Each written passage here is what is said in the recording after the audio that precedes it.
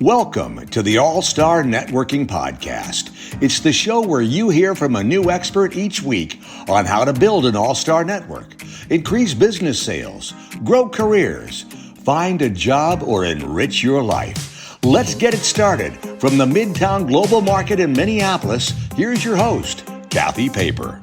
Welcome to the All-Star Networking Show. I'm Kathy Paper and so excited to try something new today. We actually have multiple guests. Matt, the executive director of the Friends of the Global Market, had the big idea. Let's have a conversation. Hi, thank you for having me.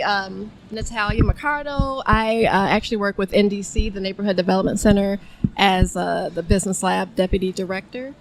And I'm also affectionately known as a serial entrepreneur here in the Twin Cities. Yes. And I'm happy to be here. My name is Kristin Dennewell, and I'm co-owner of a company called Dynamico, which is play on the word for dynamic to describe the digital world that we live in. And we help companies embrace what's next in technology through implementing CRM solutions. We're based in the North Loop, and we have a team of smart technologists and solution architects and things like that.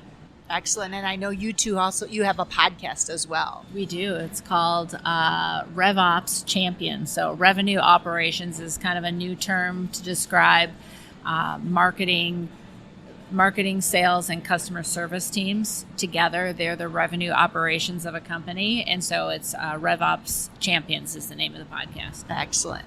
So, Natalia, just say a little bit for people about NDC to set the context of how you and Matt know each other and the work that you do with entrepreneurs, and then we'll dive into networking. Okay, absolutely.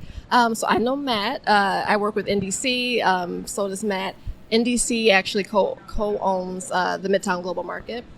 And NDC's been around almost 30 years, providing education for entrepreneurs. We have a 12-week Planet class. Ideally, they can leave the class with a completed business plan and they can be ready to go.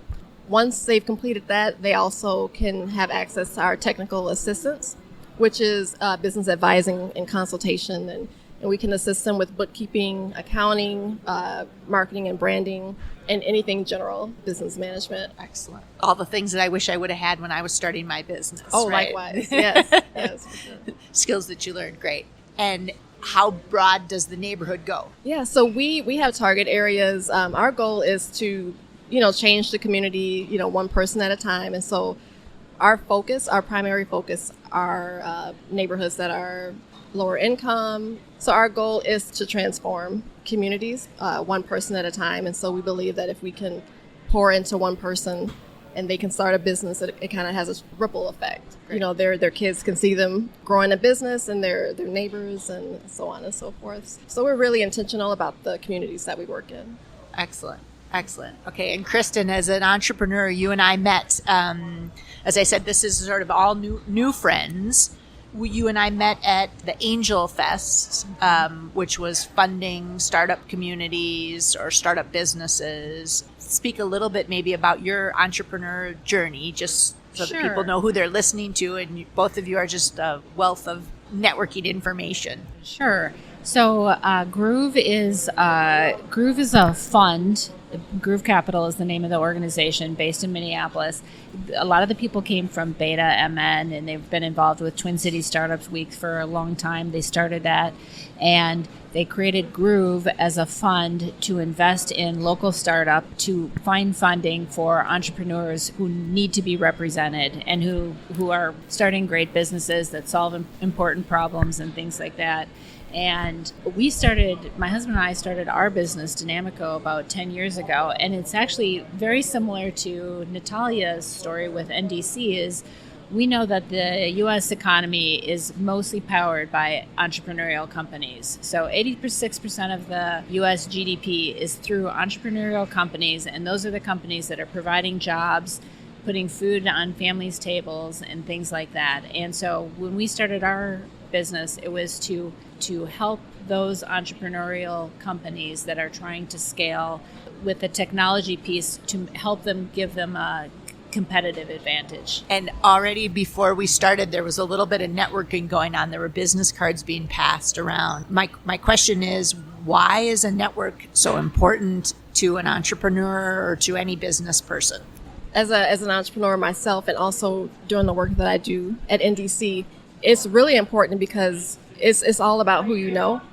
And if you don't know what's available, you can't apply for it, and we've seen that when it comes to grant money or even just resources, pro bono support. So it really is about who you know to be able to know what's available and to access those things. Right. Yeah, to add on to that, I think it's who you know as well as what you know, right? And that quadrant of what you know you don't know and what you don't know you don't know, and how we increase what we know, at least know that we don't know, is through other people in our network who can introduce us to other resources that are available, or concepts or ideas and things like that. And I think networking, the other reason I think it's just so important as an entrepreneur, or really anyone, is ultimately we're all social people, and relationships and connecting with people is what makes life meaningful. And it's just another form of building relationships. Excellent. I'm just thinking though, how did you get started? How do you get started building your network? Were you thinking, I have to build a network? Or when you're advising these startup businesses, Natalia, are you saying, okay, now you're going to need to build a network? Is it a point in the 12-week class, or is it just something that comes about? So as an entrepreneur, I'm an introvert, believe it or not. I'm an introvert, and so I had to put myself in situations so that I can know who's there, but I also had to come with the mindset of, I'm not coming to get something. I want to be able to give something. And so when I'm sitting in a table like this, I'm trying to pay attention to what I can contribute or who I can connect someone to. And I've found that that often comes back to me.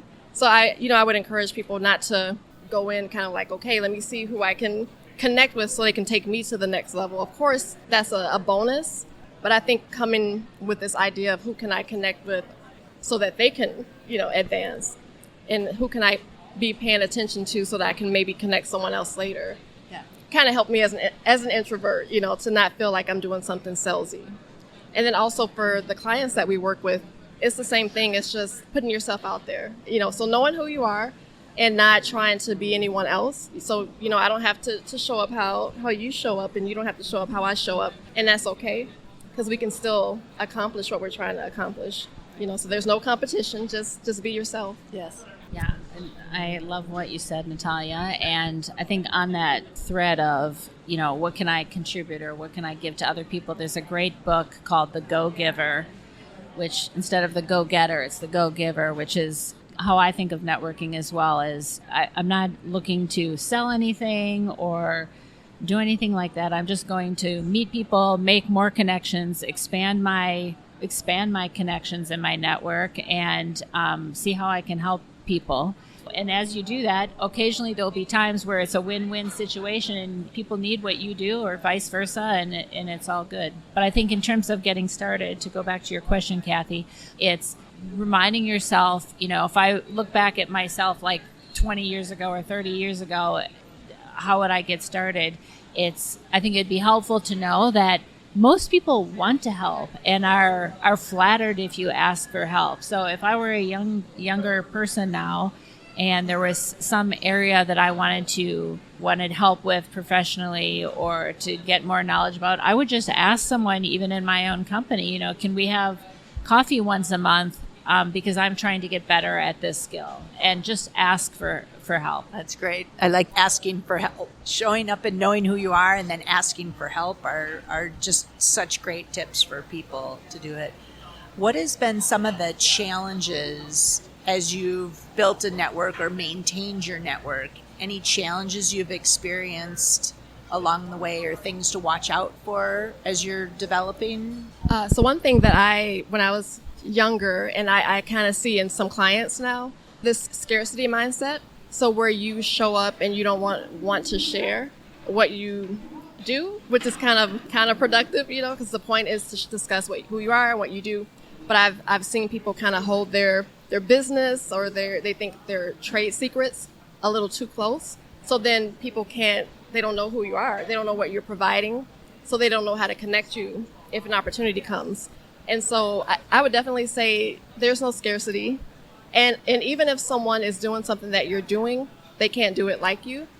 And so to feel free to be open and to share, who you are and what your business is, and even what you might need. Just kind of let whatever happens after that. But when you kind of show up with your hands tight and closed off, you're not going to get the results that you want. That was great. I'd say a challenge maybe is like just knowing where to start. So I grew up here, but then left for 18 years and got a job elsewhere and was living actually in other countries, and then came back here about 10 years ago. And so I hadn't lived here for a long time and was essentially starting from zero in terms of my network locally.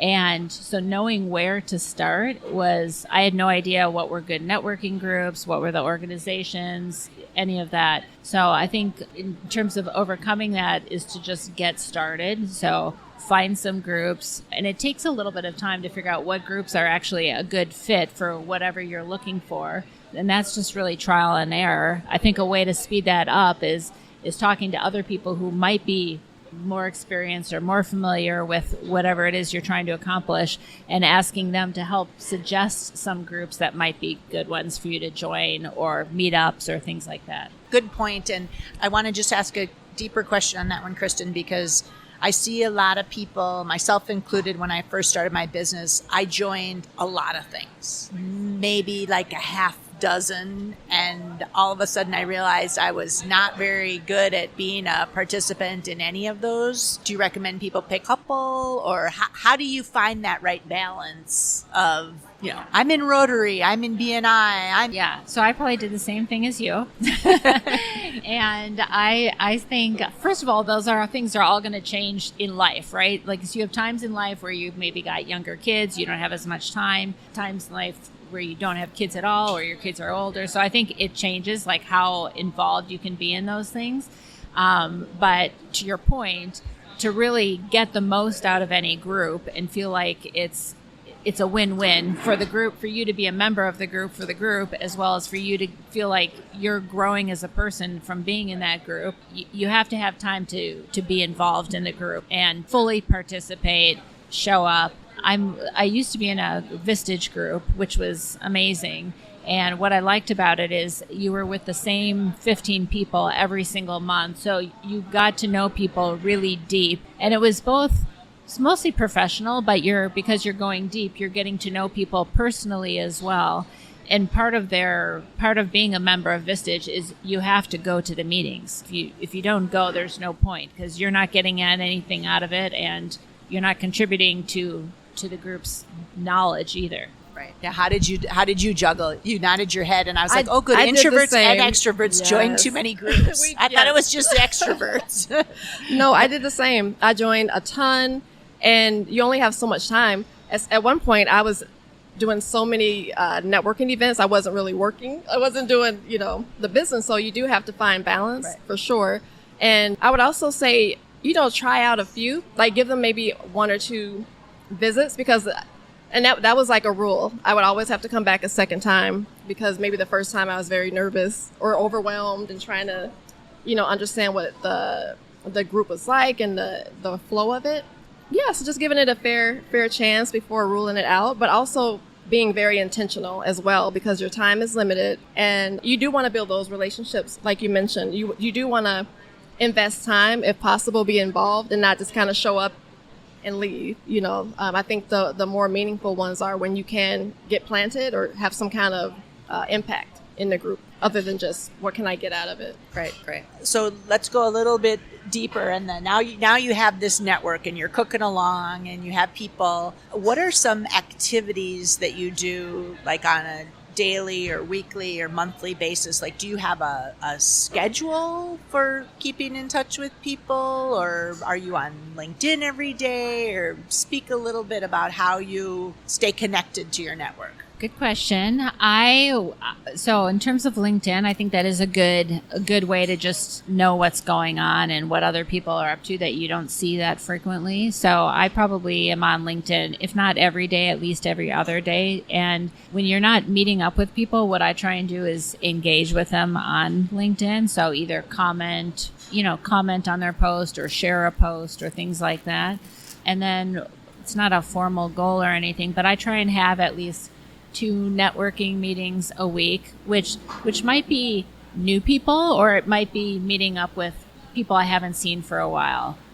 Yeah, I agree with LinkedIn. I do the same. I do a lot of connections there. I might even post something like I'm looking for this, person or expertise. So I definitely use LinkedIn as a way to stay plugged in and to just also be updated, on what people are doing and engaging. So I'll congratulate someone or, really make sure I'm paying attention to people's life changes or business growth and things like that. Again, you mentioned like life is different, so depending on the stage you are in life, you might have more time or less time. And so just paying attention to the stage of life I'm in and what I can really commit to, so maybe a few times a month. And also having that balance of building new relationships, but also making a time to nurture the ones that you already have. Because you don't want anyone to feel like, oh, she got this connection from me and I haven't heard from her. And I wouldn't want to feel that way either. So just being intentional about the new and nurturing the existing. Yeah. Kristin might tell you later that I did drop the ball a little bit. We met at that conference and I talked about the podcast and I said, would you like to be a guest on the podcast? And then proceeded not to write it down. So then I reached out and I was like, I think we talked about being a podcast. You know how you wake up and you're like, okay, yes. I think I said, let's be a guest on the podcast. So maybe you don't remember it as vividly as I do, but I was like, oop, ball dropped, Kathy. It all worked out. In preparation for today, I listened to a few of your other podcasts, Kathy, and in one of them you actually interviewed your father. And he talked about the importance of relationships and reputation. And I think to your point, it's, your reputation is everything. Like, do you do what you say you're going to do? If you say you're going to follow up with somebody, do you follow up with them? And if someone hires you, do you do a good job for them, or at least your best effort for them? So I agree with you. Like, I would never recommend something to someone that I think is important in my network, who I have a relationship. I would never recommend something that I wasn't confident that the other person was going to do a good job for them. No, I totally agree. I'm very protective of relationships, professional, and you do want to be careful about who you're referring people to, because to me, they're a representation of who I am. And so again, that's why it's like nurturing those relationships, making sure that they are solid and getting to know people too. I always think on LinkedIn is interesting, where I look at people's shared connections as a way to see, well, who do you know? And then sometimes I will call somebody that's the shared connection and say, hey, tell me about Matt. What's Matt like? I'm getting to know him, and then right away I'm like, oh yeah, Matt's great. He's got a great reputation. So that's one of my shortcuts sometimes. I like people. I see the potential in everyone. And so that's been just one other way for me to get another data point of, now I'm going to recommend that person kind of all in, because I do think people want to move quickly sometimes, and yet I'm in it for the long haul, and not everybody has that same stance on relationship. When people are opening businesses or starting new projects, a lot of times, you have your punch list of stuff. We got to get our financing done. We got to figure out our marketing. We got to figure out our business plan, all these things.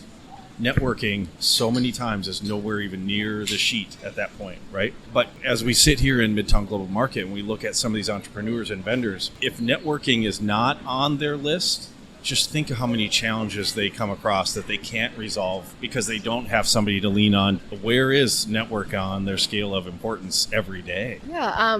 So one thing that I thought of when you were mentioning that is sometimes we're thinking that the network or the access is far, and it could be just the person next to you. I really encourage entrepreneurs to try to collaborate, with the person who's next to you.